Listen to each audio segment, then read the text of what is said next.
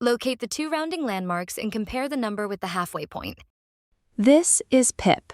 She's navigating the round number lookout, a landscape where the trail is defined by the numbers hidden in the scenery. Right now, the path is obstructed. There are values scattered across the terrain, but they're currently just isolated pieces of information. If you look at the bark and the stones, you'll see the symbols are physically built into the environment. The structure of the trail is visible before we even name it. By following the logic of these environmental markers, Pip can find a way through the terrain. To find the route, we have to determine which landmarks these larger numbers are actually closest to. Every obstacle we encounter will have two boundaries and a halfway point. We just need to see which side of that center mark Pip is standing on. Pip reaches the first slope, the hundreds rise. There's a lookout line carved directly into the earth here. To clear this path, we need to round 3,472 to the nearest hundred.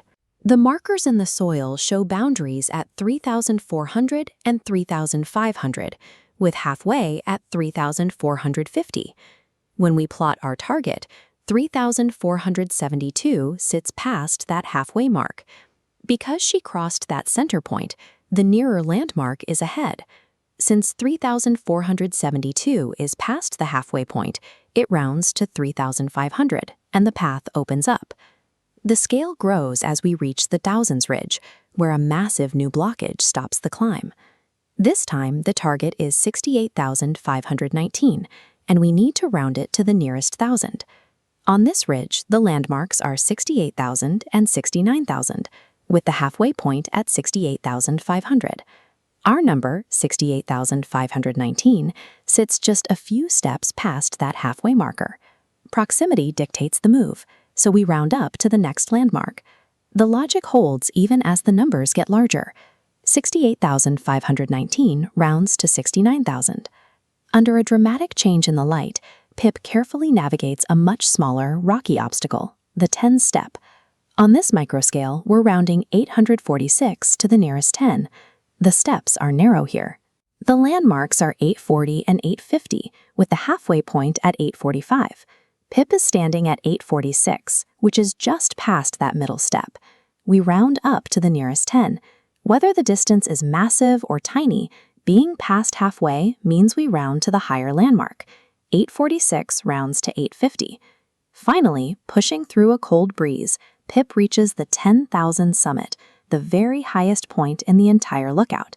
The last obstacle is rounding 52,347 to the nearest 10,000.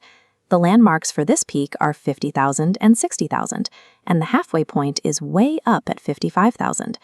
Notice that 52,347 is still well below that halfway mark. Since it hasn't reached the center, the nearest landmark is the one we already passed. Proximity acts as a tipping point. Because it falls short of the middle, 52,347 rounds down to 50,000. Pulling back, we can see the entire route Pip took to get here. The labels in the environment act as coordinates, showing us the boundaries of every section. By watching Pip cross those halfway markers, we have a visual record of which landmarks are closest. Mathematical notation is just our way of writing down these physical relationships. Pip settles in now that the trail is clear. The lookout is easy to navigate now that the route is resolved. Looking at the trail markers, which label in the scenery tells you the most about where the numbers belong? And how does Pip's movement through the terrain prove it? 52,347 is below 55,000, so it rounds to 50,000.